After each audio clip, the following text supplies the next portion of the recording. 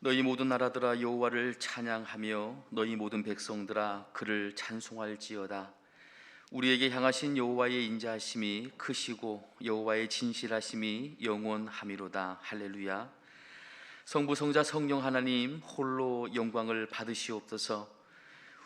우리의 눈이 주님을 바라보게 하시고 귀를 통해 하나님의 말씀을 듣게 하시며 입술로는 주님께서 하신 그 일들을 바라보며 찬양하게 하여 주시옵소서. 예수님의 이름으로 기원합니다. 아멘.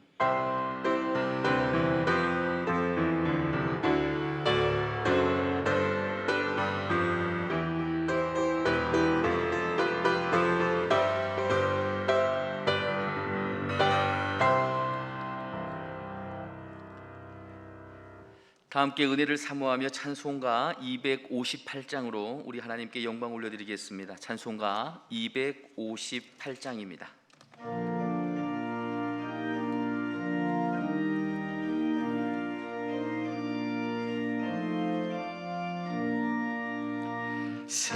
샘물과 같은 보혈은 주님의 피로다. 보혈의 죄를 씻으면 정하게 되겠네. 정하게 되겠네. 정하게 되겠네. 보혈의 죄를 씻으면 정하게 되겠네. 저도적 회개하고서 보혈에 씻었네. 저도적 같은 이 몸도 죄 씻기 원하네. 죄 씻기 원하네. 죄 씻기 원하네. 저도적 같은 이 몸도 죄 씻기 원하네.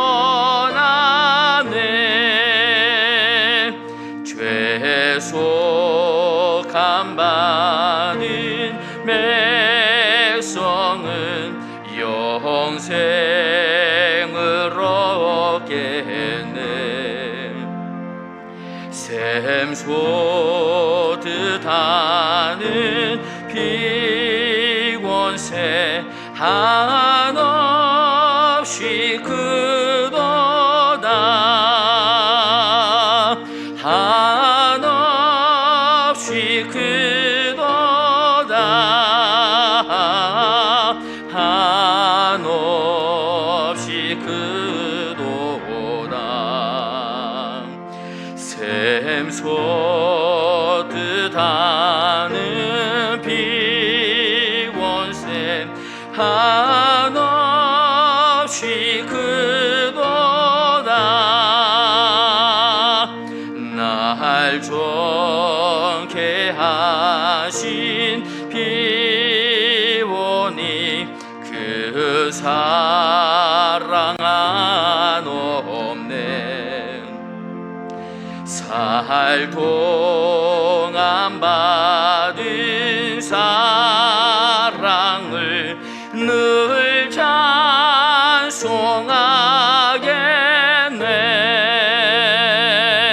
늘 찬송하겠네. 늘 찬송하겠네.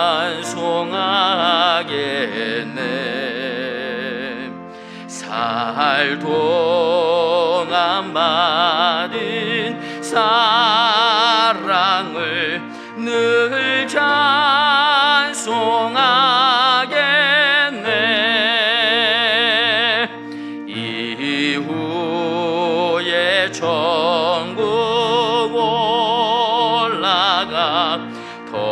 더 좋은 노래로 날 구속하신 은혜를 늘 찬송하겠네.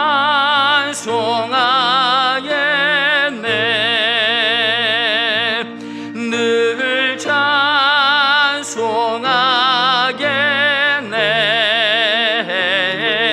늘 찬송하겠네.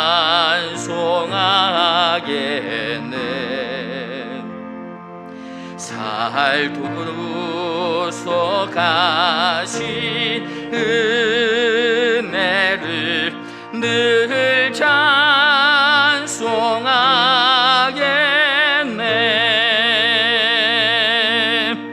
아멘.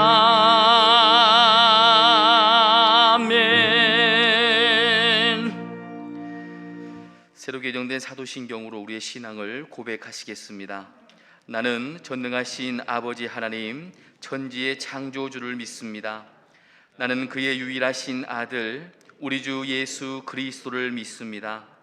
그는 성령으로 잉태되어 동정녀 마리아에게서 나시고 본디오 빌라도에게 고난을 받아 십자가에 못 박혀 죽으시고 장사된 지 사흘 만에 죽은 자 가운데에서 다시 살아나셨으며 하늘에 오르시어 전능하신 아버지 하나님 우편에 앉아 계시다가 거기로부터 살아있는 자와 죽은 자를 심판하러 오십니다. 나는 성령을 믿으며 거룩한 공교회와 성도의 교제와 죄를 용서받는 것과 몸의 부활과 영생을 믿습니다. 아멘.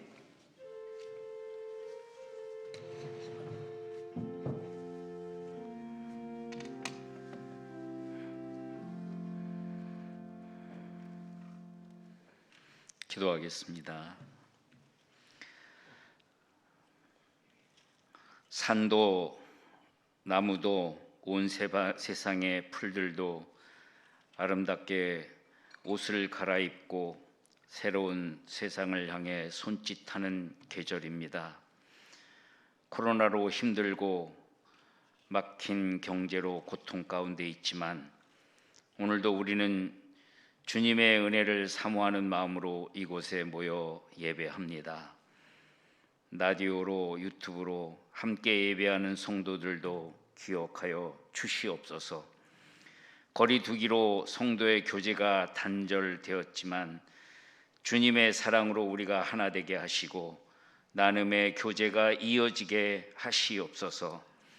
이 땅에서 삶이 거짓과 위선과 배반과 반목으로 고통 가운데 거하지만 신실하신 우리 주님, 나를 지키시고 보호하시니 감사합니다.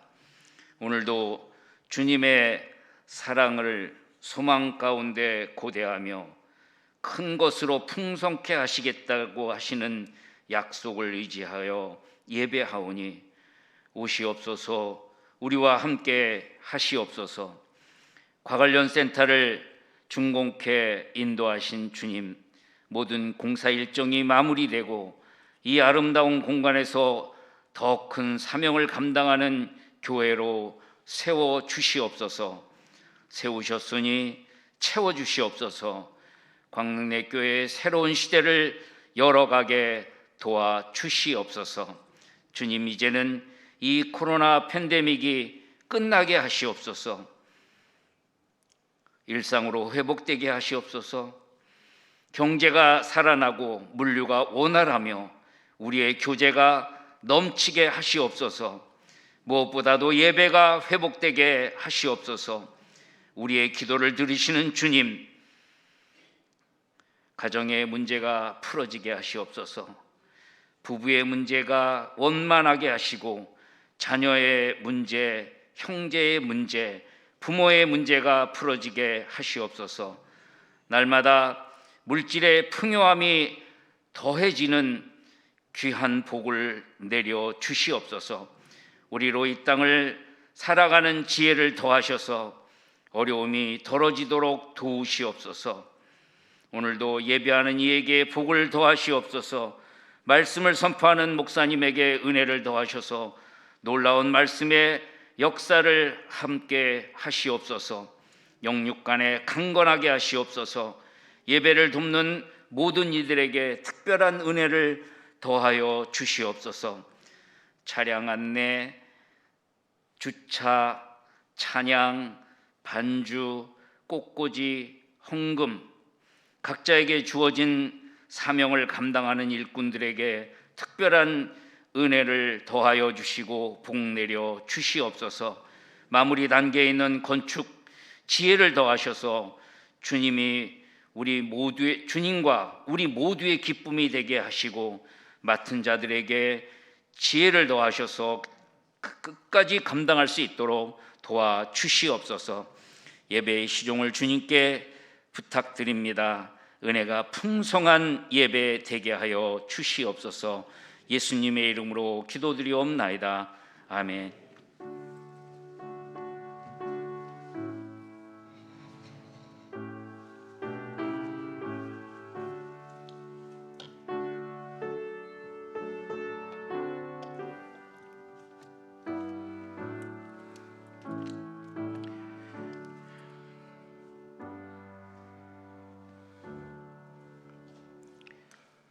함께 감사하는 마음으로 찬송가 483장으로 우리 하나님께 영광 올려드리겠습니다. 찬송가 483장입니다.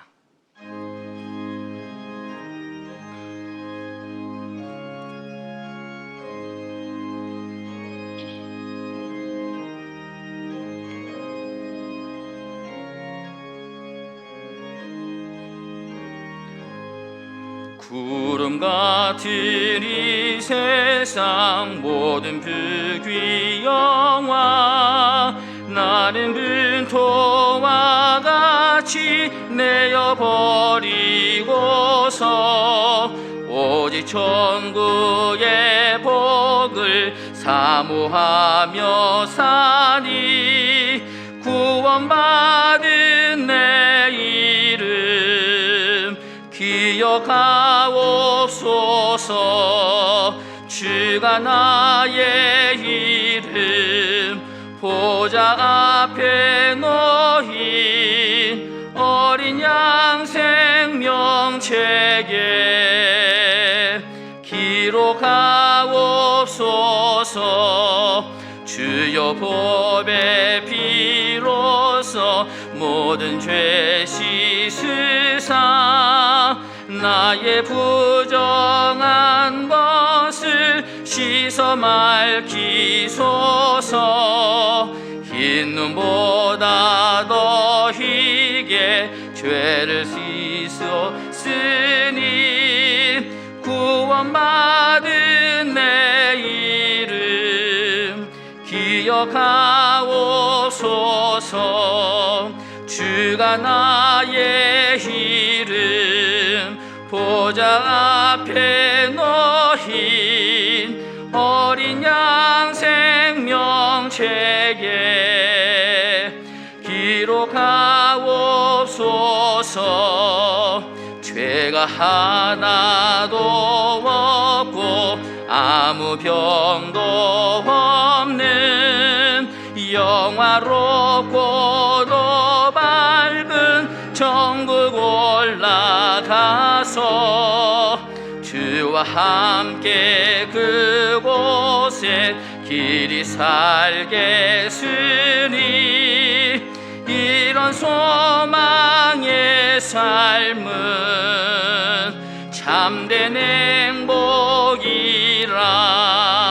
주가 나의 이름 보좌 앞에 놓인 어린 양 생명책에 기록하옵소서.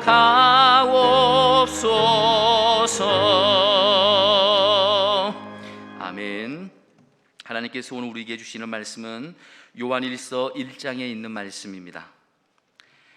요한일서 1장 1절에서부터 4절까지 말씀입니다. 이 말씀은 신약성경 388쪽에 있습니다. 기록된 하나님의 말씀입니다. 태초부터 있는 생명의 말씀에 관하여는 우리가 들은 바요 눈으로 본 바요 자세히 보고 우리의 손으로 만진 바라. 이 생명이 나타내신 바 된지라. 이 영원한 생명을 우리가 보았고 증언하여 너희에게 전하노니 이는 아버지와 함께 계시다가 우리에게 나타내신 바 된 이시니라. 우리가 보고 들은 바를 너희에게도 전함은 너희로 우리와 사귐이 있게 하려 함이니 우리의 사귐은 아버지와 그의 아들 예수 그리스도와 더불어 누림이라. 함께 봅니다. 우리가 이것을 쓰면 우리의 기쁨이 충만하게 하려 함이라. 아멘.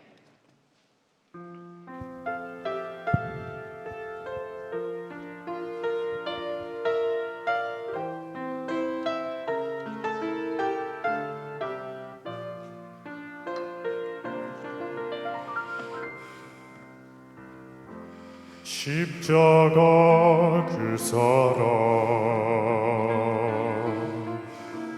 멀리 떠나서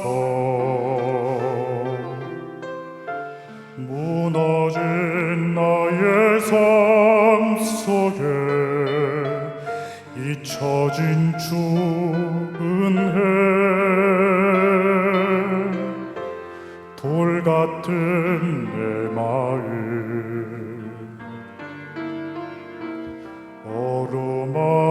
어루만지사 다시 일으켜 세우신 주를 사랑합니다.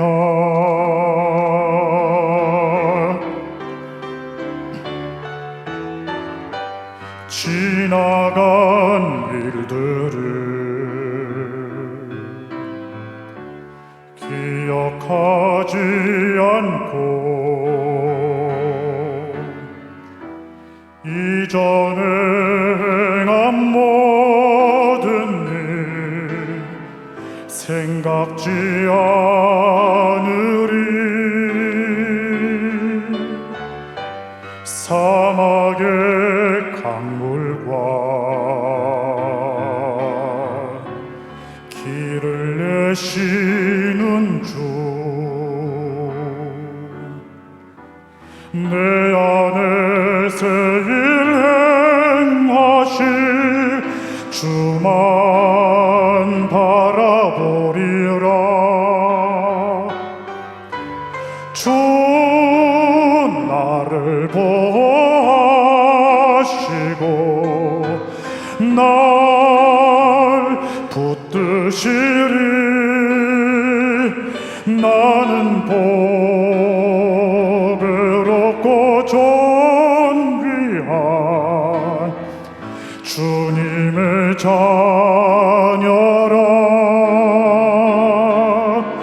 주 너를 보호하시고 널 붙드시리.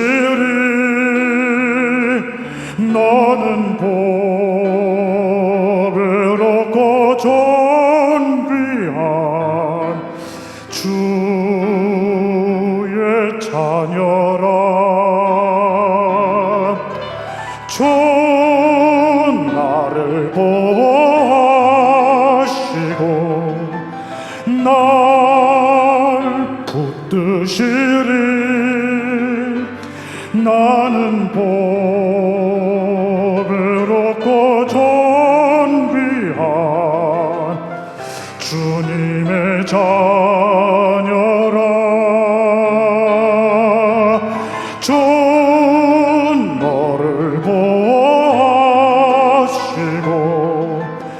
널 붙드시리. 너는 복을 얻고 존귀한 주의 자녀라.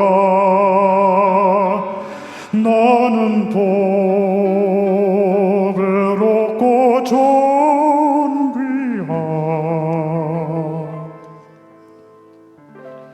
주의 자녀라.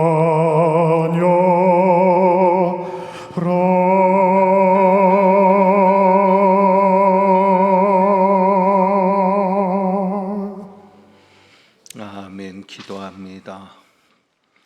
우리를 보배롭고 존귀한 아버지의 자녀로 삼아주심을 감사하고 찬양합니다.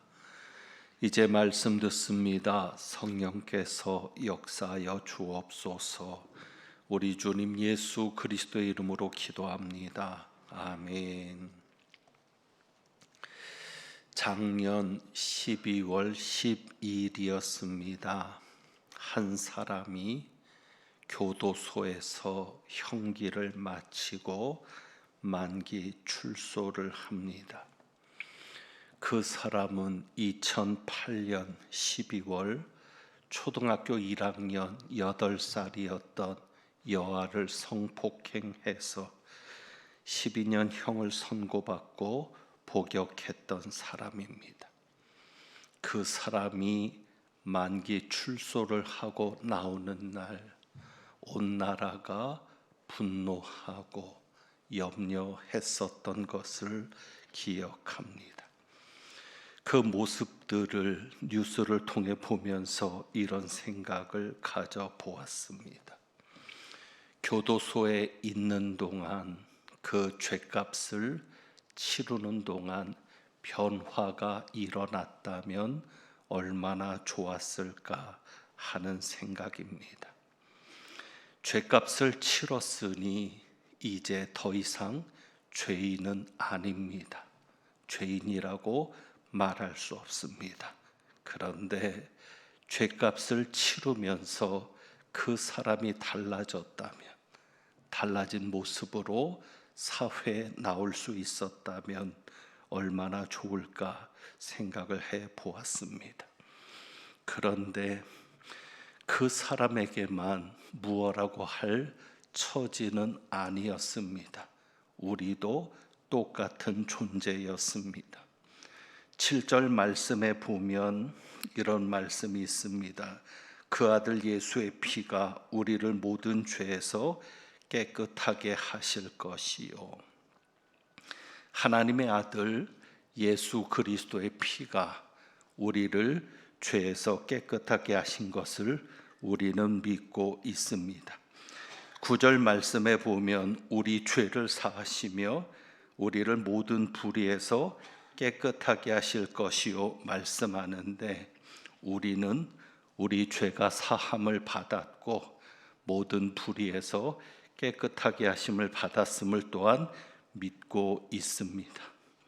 그렇다면 우리는 달라졌습니까? 우리는 달라졌습니까? 회개를 통해서 우리가 죄 사함을 이야기하고 또 내가 회개했으니 죄 사함을 받았다고 믿고 있습니다.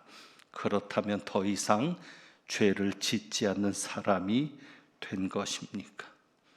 여러분, 과연 우리는 회개하고 죄 사함 받았다고 하는 사실에만 만족해야 합니까? 그 사람이 죗값을 치렀으니 이제는 됐다, 그렇게 여길 수 있는 겁니까? 또 우리를 향해서도 그러한 기준을 가지고 생각해야 되지 않겠습니까? 우리가 요즘 들어 영생에 대한 말씀을 살펴보고 있습니다. 하나님께서 올해 들어서 초에 생명에 대한 것을 다시 집중하게 하셨습니다. 하나님이 우리에게 생명을 주셨다, 영생을 주셨다 말씀 몇 주 동안 전하고 있는데, 과연 하나님이 우리에게 영생을 주신 목적이 어디에 있겠습니까? 만약에 하나님의 목적이 단순히 우리를 죄사함 받았다고 선언하는 것이라면 영생을 주시지 않아도 됩니다. 하나님이 재판관으로서 선언하는 겁니다. 이제 너는 더 이상 죄인이 아니다. 선언하면 될 것입니다. 왜요? 우리 죄를 대신해서 죄값을 받으신 분이 계시기 때문입니다.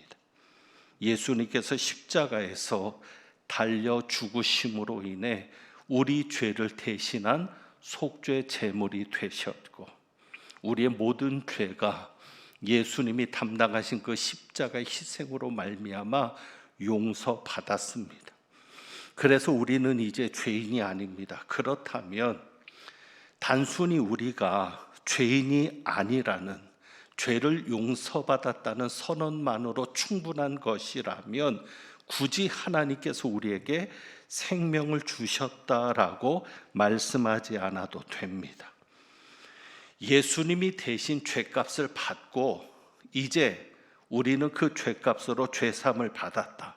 그래서 하나님이 그것을 보고 이제는 더 이상 너는 죄인이 아니다라고 선언하시는 것만으로 모든 구원이 충분한 것이라면 하나님께서 굳이 우리에게 생명을 주시지 않아도 됩니다. 사도 요한을 통해서 강조하는 것은 생명입니다. 죄사함이 아닙니다. 용서의 선언이 아닙니다. 생명입니다. 그래서 오늘 말씀에도 보면 1절에 태초부터 있는 생명의 말씀에 관하여는, 우리는 이 구절이 누구를 가리키는지 잘 압니다. 누구죠? 성자 예수 그리스도입니다. 성자 예수 그리스도를 생명의 말씀이라고 생명과 관련해서 표현하고 있습니다. 그리고 2절에 보면 이 예수 그리스도가 이 땅에 오신 것을 이 생명이 나타내신 바 되었다라고 말합니다. 사도 요한을 비롯해서 제자들이 예수님의 말씀을 들었습니다. 우리가 들은 바요, 눈으로 본 바요, 또 자세히 보고 우리 손으로 만진 바라. 그들이 예수님을 보았고 예수님의 말씀을 들었고 예수님을 손으로 만졌습니다. 그런데 예수님을 만졌다라고 얘기하지 않습니다. 이 생명이라고 말합니다. 그러니까 예수 그리스도를 생명이라고 표현합니다. 그리고 우리가 지난번에 말씀 보았던 대로 아들이 있는 자에게는 무엇이 있고? 생명이 있고, 아들이 없는 자에게는 생명이 없느니라. 왜 하나님께서 사도 요한을 통해서 이렇게 생명을 강조하시겠습니까? 단순히 우리가 죄 용서를 받았고 이제 너는 더 이상 죄인이 아니야 하고 선언하는 것으로 끝나신다면 굳이 생명을 언급하실 이유가 없습니다. 하나님께서 이렇게 생명을 강조하신 이유는 3절에 보면 나옵니다. 생명에 대해서 이야기한 다음에 3절, 우리가 보고 들은 바를 너희에게도 전함은 무엇을 본 겁니까? 생명을 본 겁니다. 이 영원한 생명을 우리가 보았고 증언하여 너희에게 전한다. 이 영원한 생명을 너희에게 전함은 무엇이 있게 하려 함이니? 너희로 우리와 사귐이 있게 하려 함이니. 결국 하나님의 목적은 무엇입니까? 사귐입니다. 단지 우리가 죄사함 받은 죄인으로서 죄사함을 받아서 의롭다 여김을 받고 천국에 들어갈 수 있는 자격을 가졌다는 것뿐이 아니라 단순히 재판관으로서 하나님께서 너는 이제 더 이상 죄인이 아니야 라고 선언하고 이제는 너는 형무소를 나가도 돼 라고 그냥 끝내는 것이 아니라 하나님이 계속 우리와 사귐을 가지기를 원하시는 겁니다. 영생을 주신 목적이 어디 있습니까? 사귐 때문입니다. 그러고 보니 자연의 법칙은 이렇습니다. 같은 생명끼리만 사귐이 일어납니다. 그렇지 않습니까? 개의 생명을 가지고 있는 존재들만 서로 사귐이 됩니다. 하나 되기도 하고 소통도 하고 교제도 합니다. 개는 개끼리, 고양이는 고양이끼리. 다른 생명을 가진 존재들끼리는 서로 이끌리지도 않고 서로 사귐이 일어나지 않습니다. 하나님께서 우리에게 왜 하나님의 생명을 주셨는가? 왜 우리가 인간이지만 하나님의 생명을 가진, 하나님과 같은 생명을 가진 자로 이 땅에 살게 하셨는가? 그 이유가 무엇입니까? 사귐입니다. 하나님과 사귐을 가지고 살아가게 하기 위함입니다. 하나님과 사귐을 가지고 살아가면 어떤 역사가 일어나는가 하면 6절에 보면은요, 하나님과 사귐을 가지고 살아가면 1장 6절입니다. 만일 우리가 하나님과 사귐이 있다고 어둠에 행하면 거짓말을 하고 진리를 행하지 아니함이거니와. 부정적인 표현으로 써놓으니까 되게 복잡해 보이는데 간단하게 다시 표현하면 이렇습니다. 만일 우리가 하나님과 사귐이 있으면 어떻게 되죠? 어둠에 행하는 자가 아니라 빛 가운데 행하는 자가 되죠. 우리가 하나님과 사귐이 있으면 진리를 행하는 자가 되죠. 그러니까 부정적으로 표현해 놓은 겁니다. 만약에 너희가 하나님과 사귐이 있다고 하면서 어둠에 행하면 너희는 거짓말하는 자다.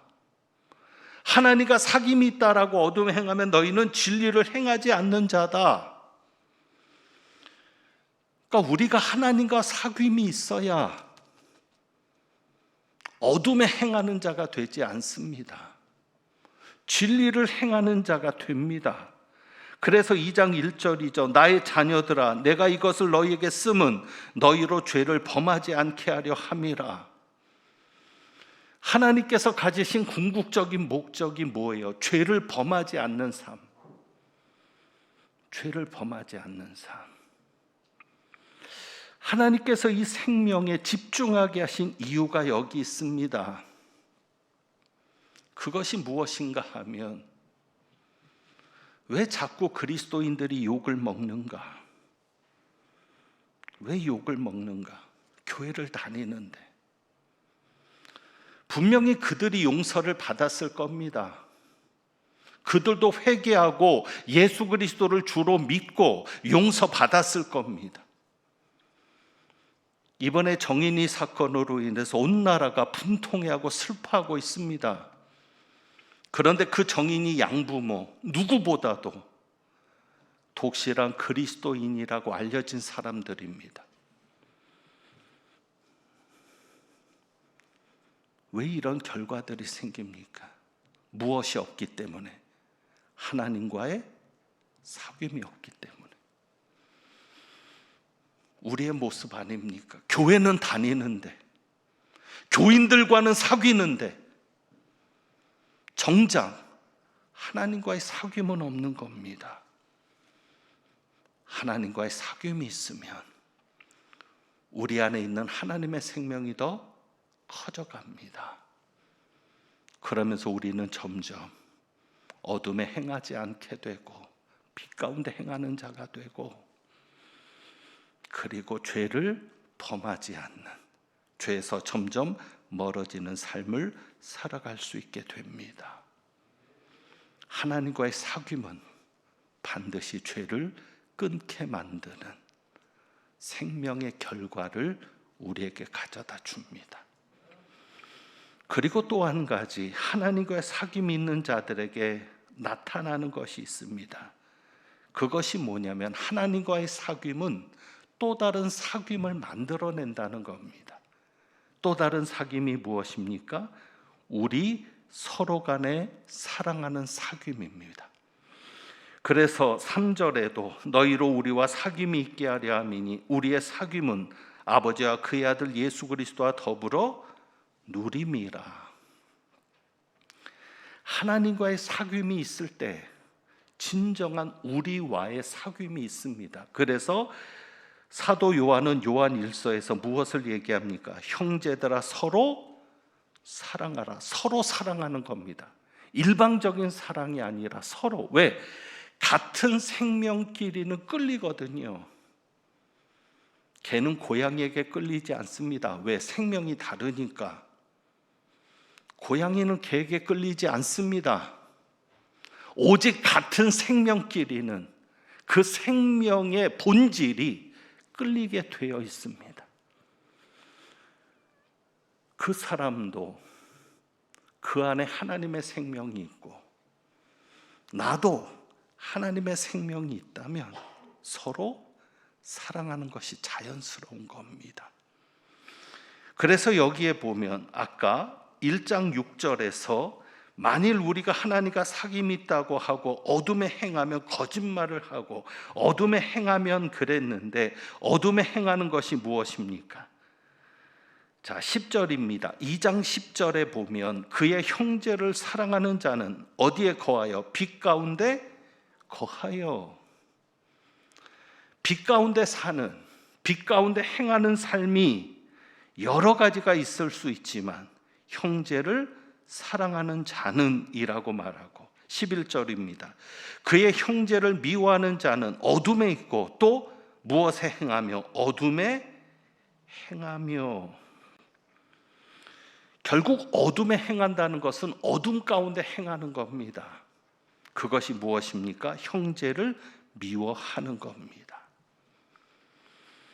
그래서 하나님과의 사귐이 있는 자들은 반드시 형제를 사랑하는, 서로 사랑하는 이끌림 속에 또 형제들 간의 사귐 속에 들어가게 됩니다.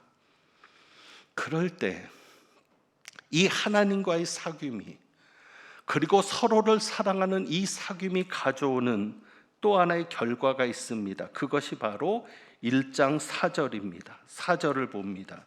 우리가 이것을 쓰면 우리의 기쁨이 충만하게 하려 함이라. 언제부터인가 우리가 기쁨을 잃어버리고 살았습니다.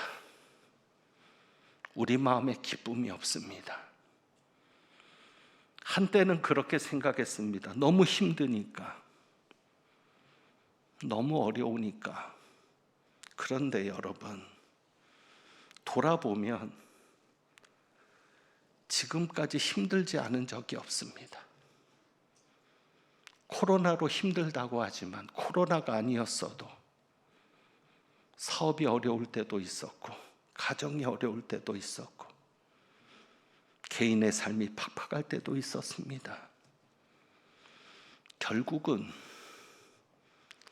어떤 환경이나 상황의 문제는 아닌 것 같습니다. 또 한 가지는 사도 요한이 복음을 전하는 시대, 베드로가 복음을 전하는 그 시대 교인들, 우리만큼 안 힘들었겠습니까? 우리보다 더 힘들었을 겁니다.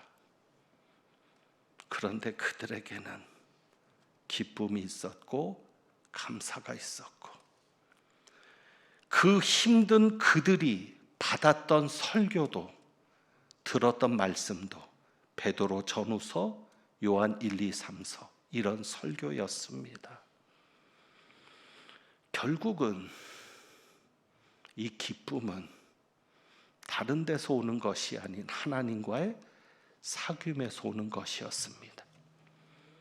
하나님과 온전한 사귐이 될 때, 그로 인해서 형제와 형제가 서로 진정한 사귐이 일어날 때, 결국은 하나님과의 관계가 깨어지고 서로의 관계가 깨어지니까 기쁘지 않은 겁니다.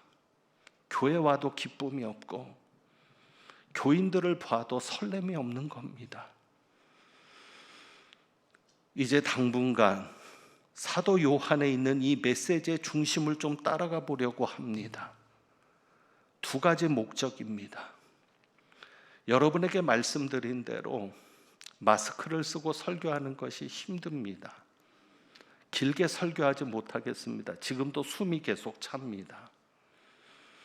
그래서 짧게 설교를 해야 되는데 어떻게 하면 이 시간을 효율적으로 이 짧은 설교 안에 하나님이 원하시는 메시지들을 담아낼까? 그러다가 생명에 집중하게 되었고 생명을 강조하는 것은 결국 요한일서이니 요한일서 말씀에 돌아오게 되었습니다.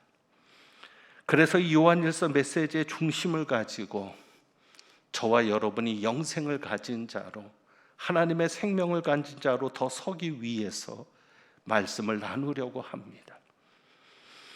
오늘의 말씀에서는 목적은 분명합니다. 하나는 변화입니다. 하나님과의 사귐은 변화를 만들어냅니다. 왜 내가 변하지 않을까?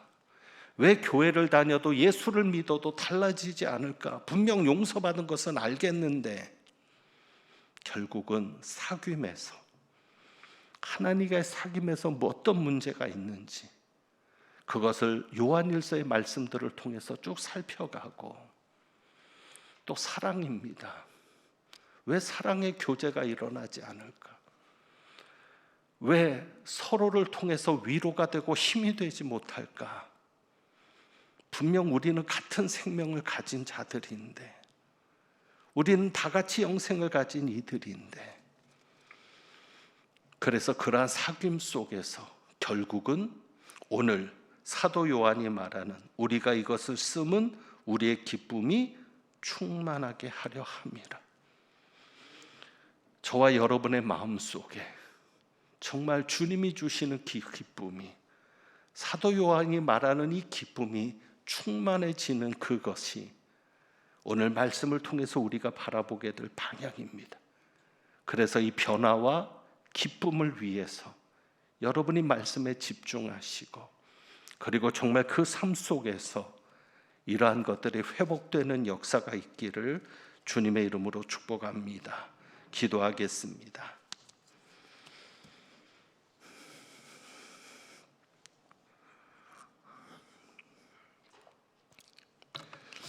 하나님의 생명으로 인해서 변화가 일어나기를 원하고, 기쁨이 우리 안에 충만하게 누려지기를 원합니다. 말씀을 통하여서, 생명의 말씀을 통하여서 생명이 더 풍성해지는 저희들 되게 하옵소서.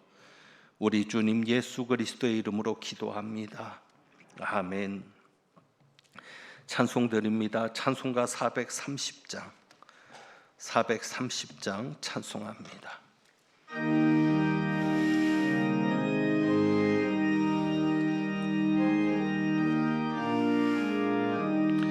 주와 같이 길 가는 것 즐거운 일 아닌가?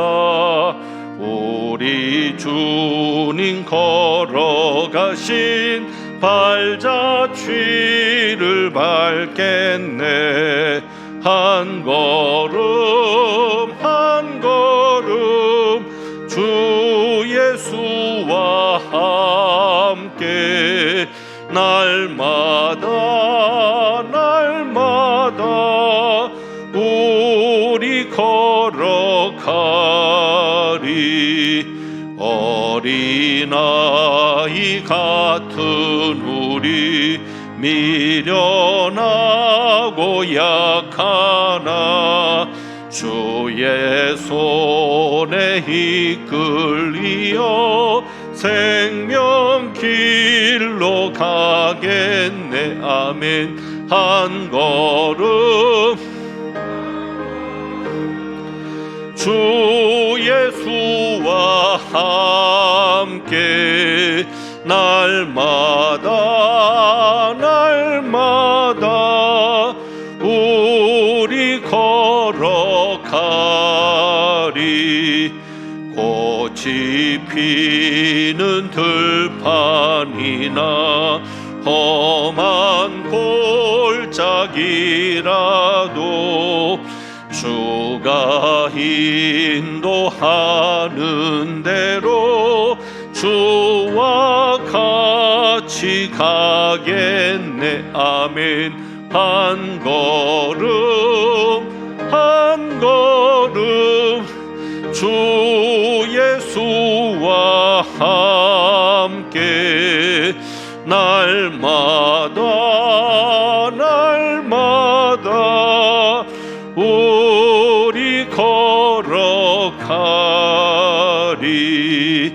옛 선지자 헤녹같이 우리들도 천국에 들려 올라갈 때까지 주와 같이 걷겠네. 아멘. 한 걸음 한 걸음 주 예수와 함께 날마다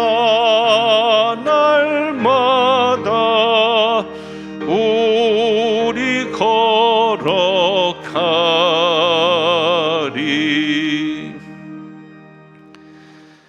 드리신 예물에 기도합니다. 이 세상이나 세상에 있는 것들을 사랑하지 말라고 말씀하신 주님의 말씀을 우리 마음에 새기면서 이 세상보다 더 하나님 아버지를 사랑하는 믿음을, 사랑을 담아 주님 앞에 귀한 예물을 봉헌합니다.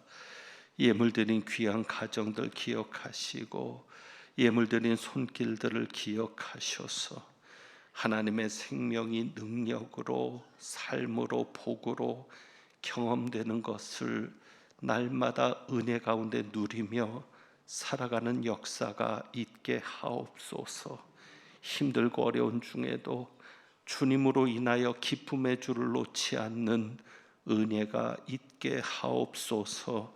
우리 주님 예수 그리스도의 이름으로 축복하며 기도하옵나이다. 아멘. 교회 소식을 말씀드립니다.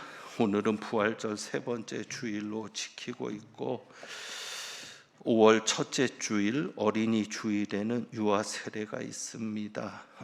총회에서 이번에는 코로나로 인해서 성례식이 제대로 거행되지 못한 교회들이 있기 때문에 이번에 한해서 유아 세례를 3돌 미만까지 유아 세례를 받을 수 있도록 했습니다.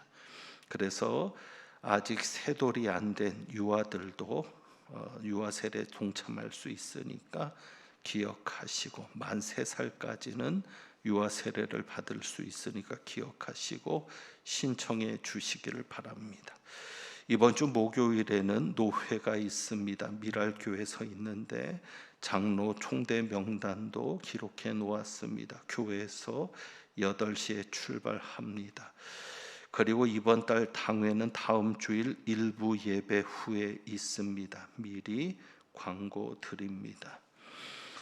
지난 주간에 파랴 2구역의 김남희 집사님 부친께서 하나님의 부름을 받고 은혜 가운데 장례를 마쳤습니다. 슬픔 당한 가정을 위해서 기도해 주시고 또 위로해 주시기를 부탁드립니다. 이번 주에도 계속 마무리 공사가 진행될 텐데 내부에 집기류들이 들어오게 되고 음향 공사가 진행이 되니까 기도해 주시기를 부탁드립니다. 이제 과관련센터 건축을 위해서 기도할 텐데 미리 한 가지 말씀드리는 것은 건축 기도가 끝나면 우리 김진구 목사님께서 축도해 주시겠습니다.